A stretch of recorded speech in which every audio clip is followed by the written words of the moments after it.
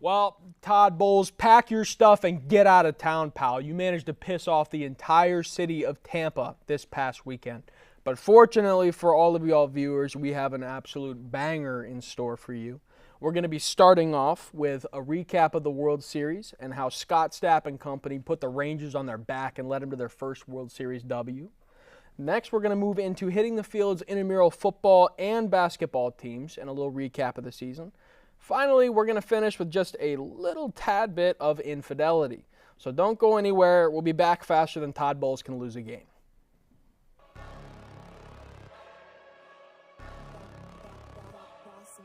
Things gon' change when I really hit the field. Undefeated chance, man, you know what's the deal. Tryna find a kid, I'm in the field doing drills. Boy, you just a sucker, you ain't never keep it real. 3 rings in my hand, I'm a warrior to the max. When I hang it up, they gon' have to give me plaques. Step up in the building and I only bring the facts. When I make a highlight, they gon' replay, run it back. Okay, always locked in, now I don't got time to lax. Saying he the best, he could take a lap. Batted 1,000 when you check the stats. Boy, is you ready? You ain't gotta ask.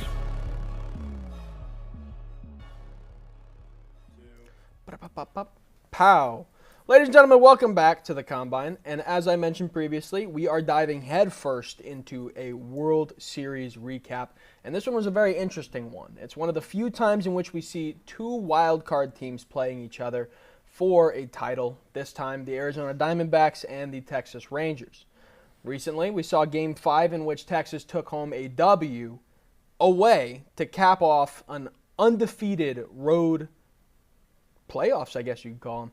And with me to talk about all of this marvel is Mr. John Warner and Mr. Justice Covert, two extremely handsome gentlemen who just so happen to know a thing about baseball. Gentlemen, how are you today?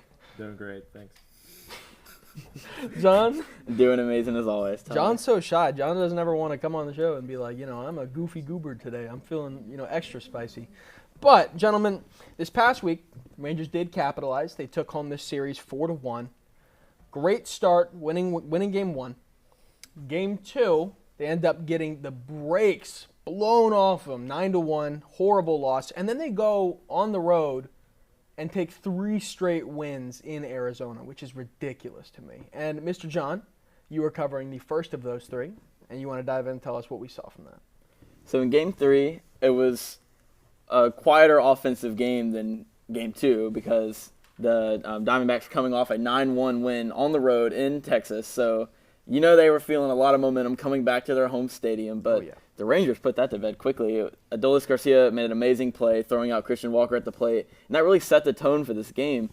The Rangers did not have a lot of offense going. The Diamondbacks actually out-hit them 6-5, but the Rangers and Corey Seager, more specifically, seemingly as he did all series long, had a massive 2-run home run to really put this game away, made it 3-0 at the time. And then just when you thought the Diamondbacks were going to make a little late inning rally, the answer backs like they had been the entire postseason, Chapman comes in, gives up the run, but then induces an inning-ending double play off the bat of Ketel Marte, who had been absolutely on fire for the entire postseason.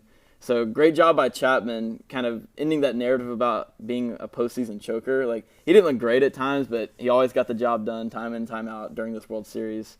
And especially to get a hot guy like Ketel Marte at the plate, that was big for the Texas Rangers. Huh? You want to run that by me one more time, buddy? I mean, I'll double down. I'll say it again. Whoa! Yeah! I love it. A lot of enthusiasm. I called him out for being shy, and all of a sudden John Warner said, "You're putting that to bed, buddy."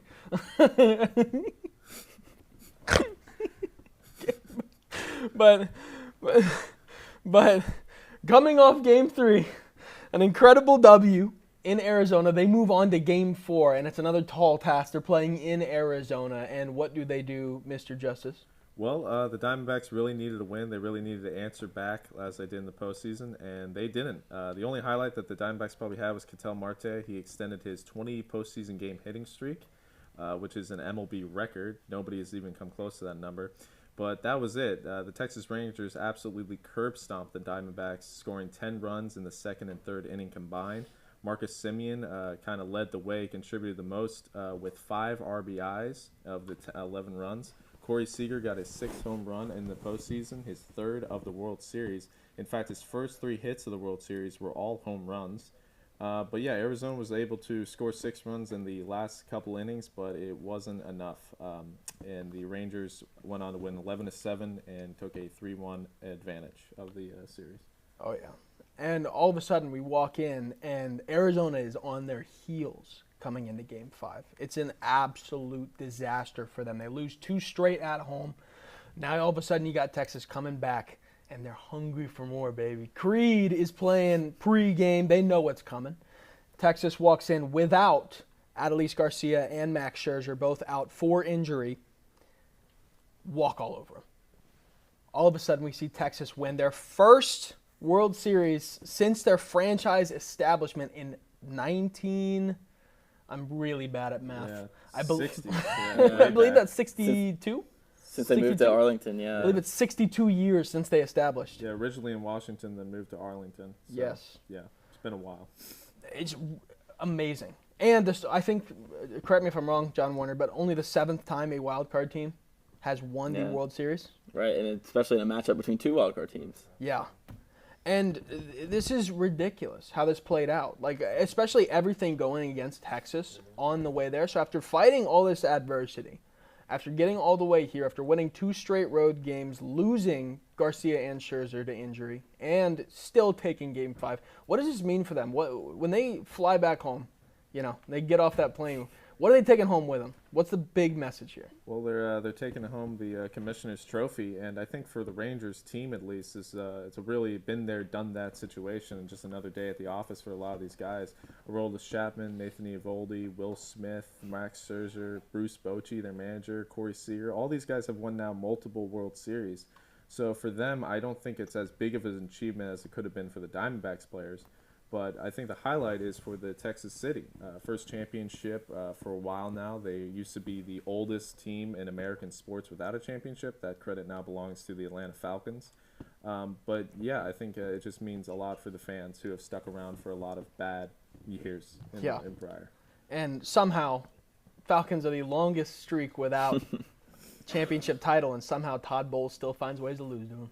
Yeah. Shame. Buccaneers stink right now, dude. But 62 years without a win is arguably a lifetime, right? Like, this is huge for this team. It's insanely massive. Their first win in history as well.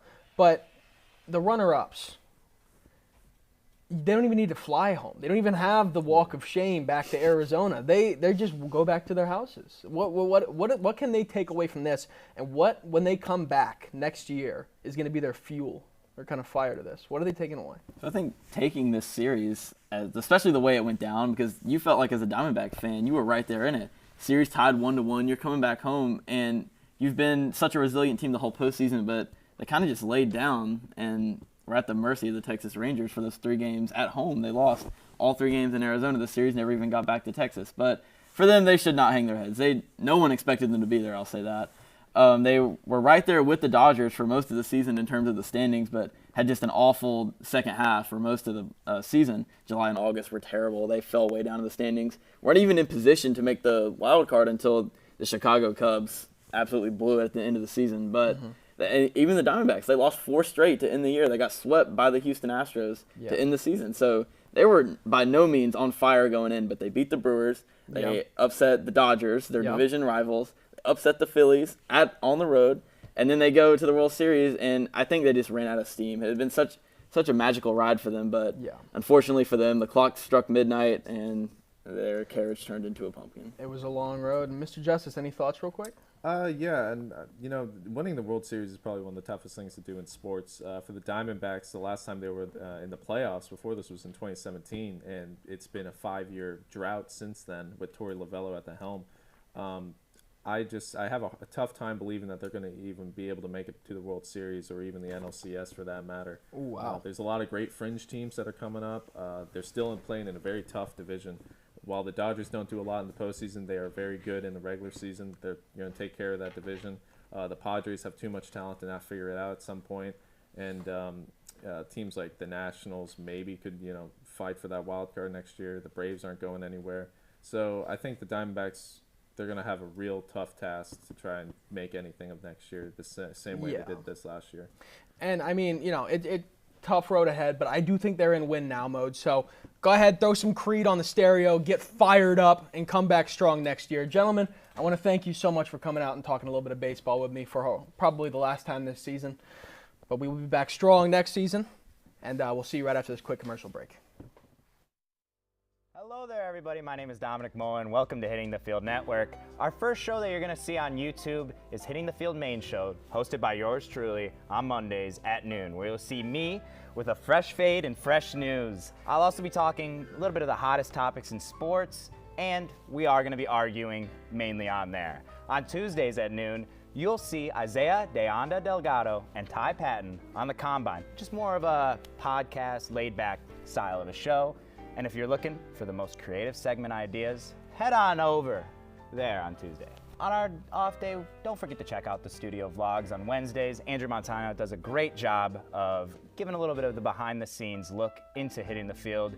Moving to Thursdays, speaking of Andrew Montana, him, Philip Powell, and Ezra Hines lead the way on HTF Bets. The Bets boys always come dressed to impress, and if you're looking to win some money and catch up on the latest betting lines, that's the show for you. On Fridays, you're going to head over and see Matty Glass and the always wrong Tyler Brownrigg on Nighttime to break down everything about college sports. If you go to UCF or are interested in UCF sports, this is the best place for you. Sorry, Tyler.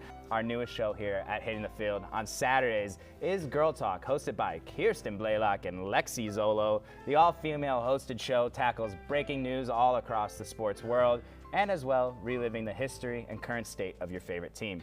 Check that show out Saturdays at noon. Again, I am your main show host, Dominic Moeller, and if you're enjoying this content, don't be afraid to subscribe to our Hitting the Field YouTube and check out our Instagram. But for now, that's all. I'll see you on main show. Ladies and gentlemen, welcome back to the Combine. I am joined by a plethora of people. We have Jack Hansel, Tyler Brownrigg, Mason Meowers, Brianna St. Jean, and Abraham Lincoln.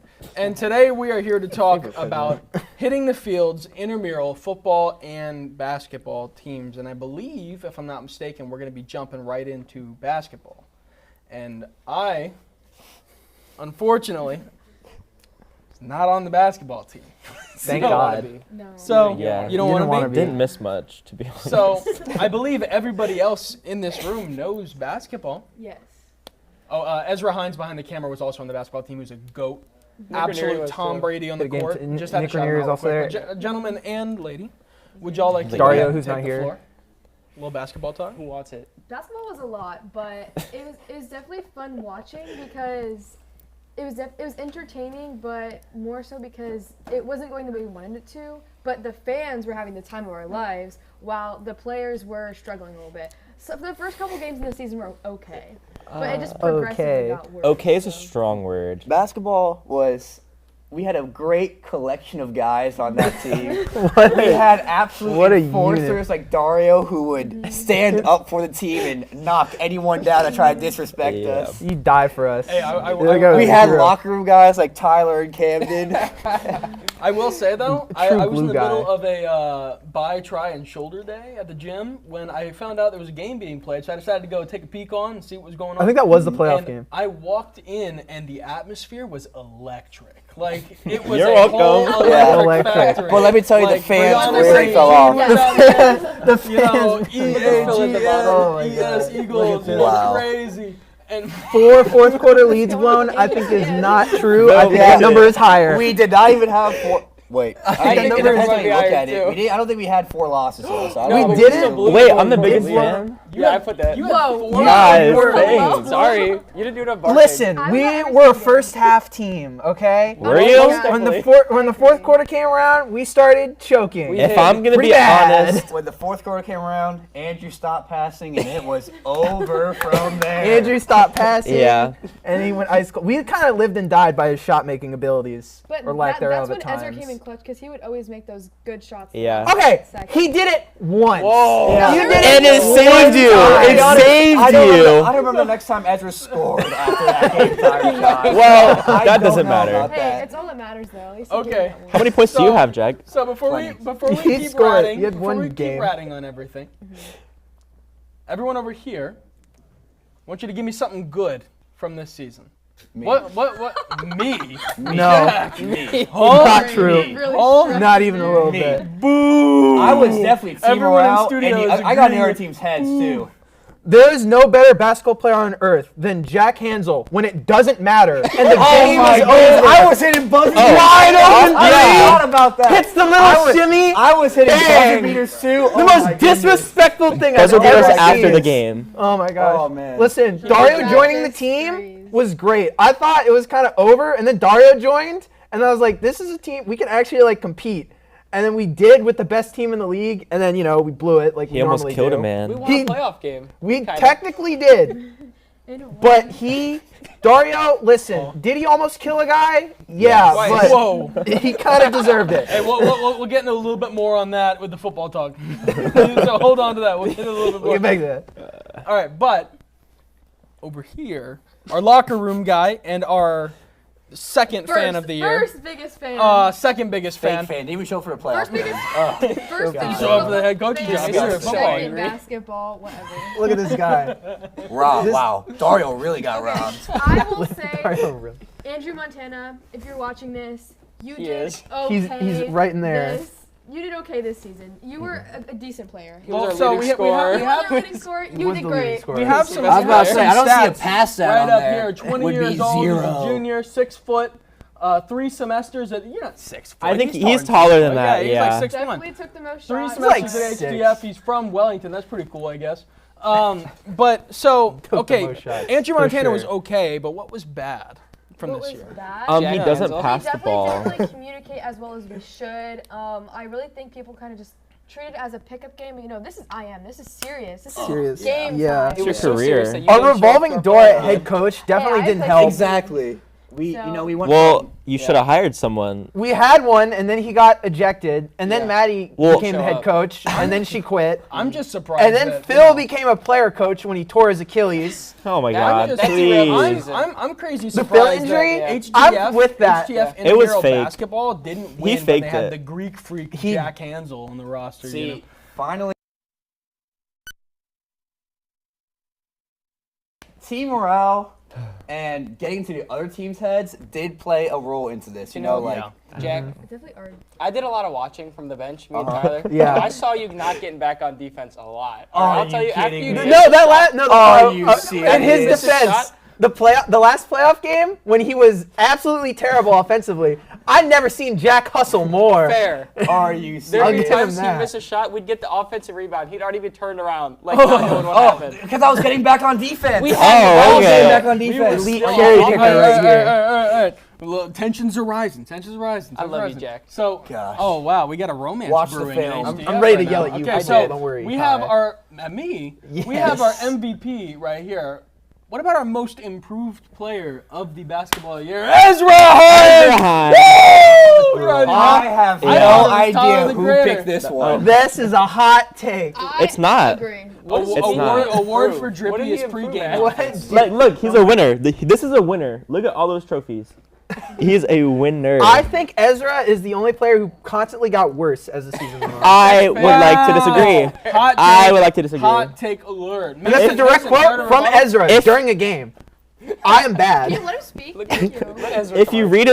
read the graphic, it says kind of trash in the beginning, but absolutely slayed at the end. Did he? We just talked Yes. about how he I only agree. scored in that. I am game. talking. Thank you. You're Okay. lying. What is So Propaganda. he was trash, and then he had that clutch overtime, whatever you want to call it, and won you all the game. That was game one, though. It doesn't What? matter. No, this is Dude, he got you better said at the most end. Yeah, he did. I He did. I agree And the with you. beginning of the game, he was bad, and Baseball. after that moment, he was peak. I think he had so many small moments that mattered rather than that one Name big in the him. beginning. Name him. Bench at the time. Name him. I'm Okay, just trying to okay, be so positive about it. before a fight brews out on this stand, Name him. I'm gonna flip the script Look at him a not little defending bit himself back there. and switch it up Yeah, to that's right, hitting walk the away. field's intramural football Finally. Even worse. football team. There's not much more So- to say about that. I want to talk about what was good before. I know y'all have your things to say, so keep your mouth shut. I should have got the ball Just a more. little bit. Here we go, boys. I'll be brave. Yeah. So what was good? Not Week much. 1. The coaching staff was amazing. Week 2. Oh no! Oh Don't get me started. no! I don't want to hear all it. my time in the first couple of weeks. Try to organize practice. plays. Try to make plays. I made a playbook for this team. I remember Bark barking out. Ice Spice Purple. I remember it. Hey, are you gonna talk over a woman right now? Wow! Wow. That's Sports. crazy. I did so much just for gonna this talk about team, women in sports? and none of them showed up to practices. None of them tried. They all showed up on the day of the game, and they were like, "Oh yeah, we'll do fine." You know, that's what makes a bad coach. You You went to blame 2 games. all the All players. my You effort and blame no all one the came. players. All my effort. You You know what's played in crazy? one You know game. what's crazy? Gosh. She came up to me with a red notebook that had some scribbles in it, and she was like, "My everyone I know helped me draw these up." And she was like, "Here, Ty, you take it. You're the coach now." And then she First just of like all, walks over to the side. The playbook was black, so that's how I know you're lying. Oh, my bad. I What was remember one the play? color. If you're a good QB, you would know what the plays were. That's Ice what I'm Spice saying. Blue, Nobody wheel route. was good. We scored on that play. We did. Yes, the play I made. Wow, they scored. rare score Did for you make the us. play by yourself? Yes, I did. Huh?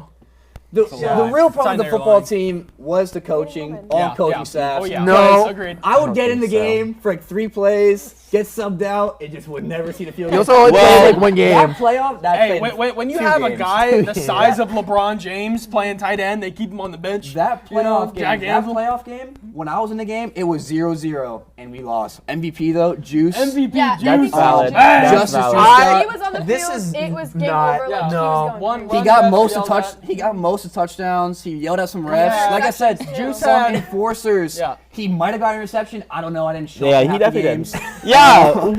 That week 1 performance and then- for him was and then doing we had- doing a lot of And heavy let lifting. me tell you, we had awful, and I mean atrocious quarterback play. Wow.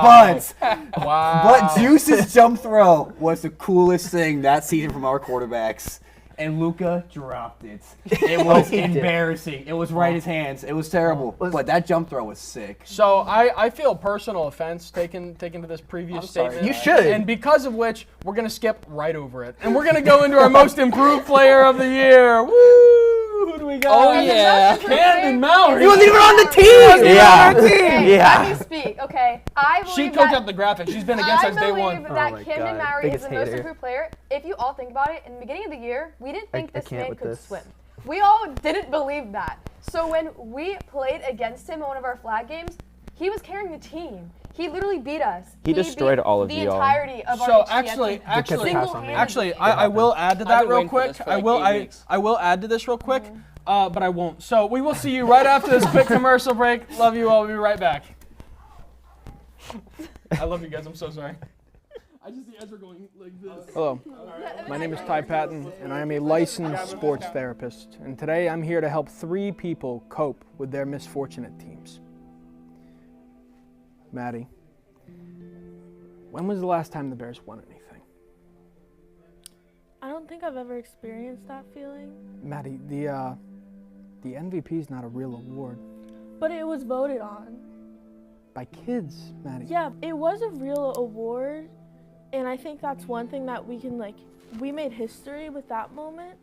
We don't have to talk about Trubisky or the draft because I really don't like to think about that. It really just makes me, I'm sorry. Now, Maddie, is Mitch Trubisky still with the team? No. I'm not sure he's in the NFL. You I know Mahomes is, and he was drafted ahead of him. Actually, Mitch Trubisky, it was a bad one. And now we have Justin Fields, who I have belief in. And the worst thing about sports, it's the hope it gives you. Maddie, at times like this, sometimes we as fans like to hold on to what was. Yeah, But my dad sometimes still you talks about the 85 Bears like it was yesterday. I texted him yesterday. I was like, how about this Bears game? And he was just like, this is so sad.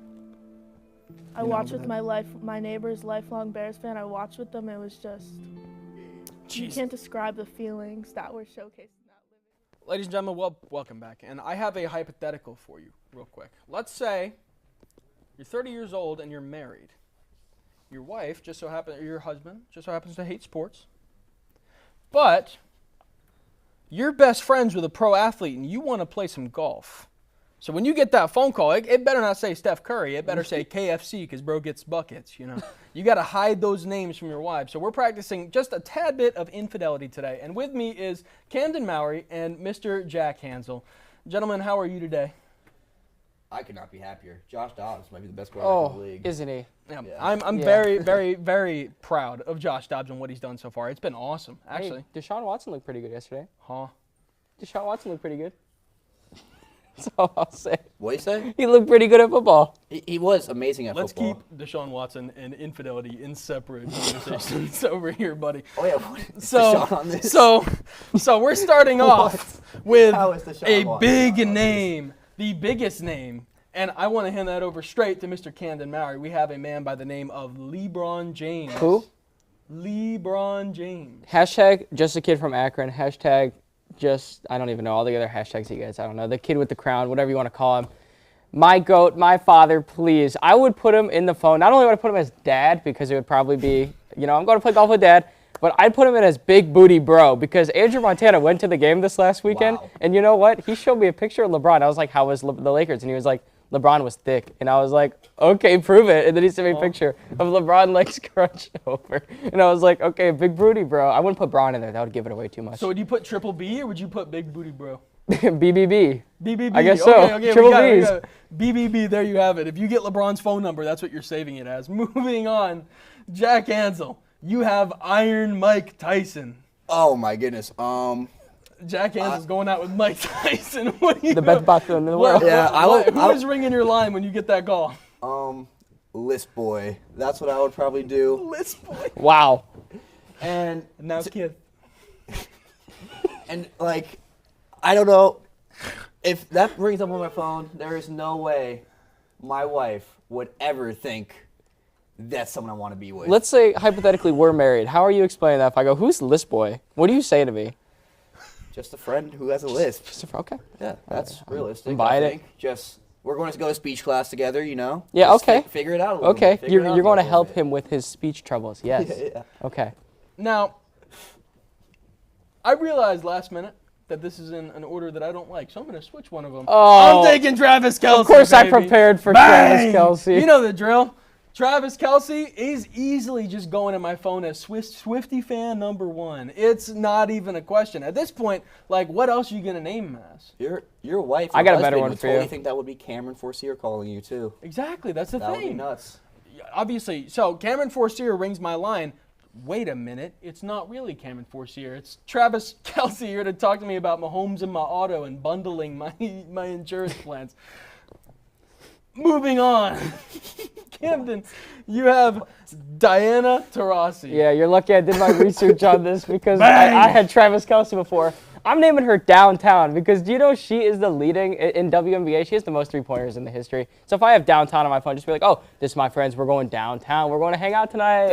Downtown. Someone that did not research, I am impressed you came up with that name.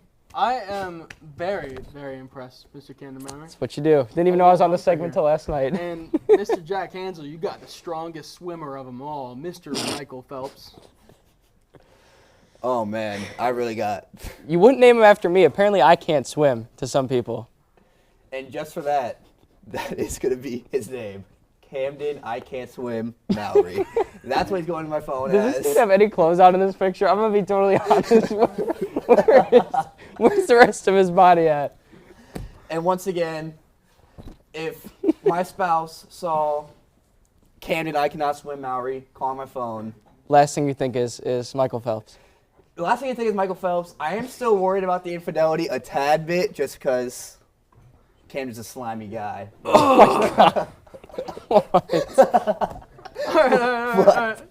But I mean, less of a chance we can't swim. Okay. Alrighty. So we now have Mr. Luis Suarez. We're gonna name him Big Daddy LS, baby. That's all I got right now. I wanted to throw in like a Subway or like Pizza Hut. Yeah. Because I think that's kind of funny when I see those memes. So I low-key might change his name to Pizza Hut. But Big Daddy LS, that's my homeboy, you know. That's not anyone you need to be worried about, honey, you know. Leave that one out of it. And Mr. Camden Mowry, I'm passing you the wonderful, the lovely Miss Caitlin Clark. Gotcha. I'm glad that, I got to take both the female athletes on this list. Thank you, guys. I'll do it. Caitlin Clark, I'm naming her parking lot because usually when she shoots, you have no idea where she's shooting from. It's from the parking lot out there. It's obviously a parking lot. I got the parking lot calling me. It's going to be like, I got to go. The car got towed. Sorry. That's parking lot right there. Jack Hansel, the next one, to be honest, should be yours, but I'm giving you Tom Brady because I've been waiting on this for weeks. Tom Brady is your guy, the one and the only, the GOAT. What are you naming this big hunk of sexy There's in your just phone? so many things I want to say that I unfortunately cannot say. So, Did you see that signal back there? He's put me in the contact of, I wish he was my dad. Ezra's now on the floor. For all the reasons, I guess I would say. All right, I have John Morant. Wow, that's easy. Now, we're easily naming John Morant Gasparilla because it's a parade inside my city, baby. You know the drill. And last but not least, you have J.R. Smith. I'm so glad you gave me this one. What do you got for me? I'm naming him Jack Hansel because this guy only takes contested shots, doesn't pass the ball. Terrible shot making. He doesn't make I make him, and I'm the handyman, and I'm Jack Hansel. J.R. Smith wants to be. None of them. This guy shows up to the game shirtless. He comes out there just like J.R. Smith. Comes out there and only shoots contested shots. All right. Gentlemen, I want to thank you so much for coming onto the show. Can we switch here? Let's get a little intimate. And I want to thank you so much for coming on and, having a fun time with me, the boys, and the lovely Brianna St. Jean. And, the boys. Gentlemen. The boys and Brianna. We will see you next week, same time, same place, for an absolute another banger. See you then.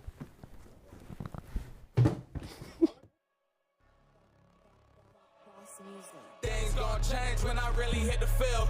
Undefeated champs, man, you know what's the deal. Tryna find a kid, I'm in the field doing drills. Boy, you just a sucker, you ain't never keep it real.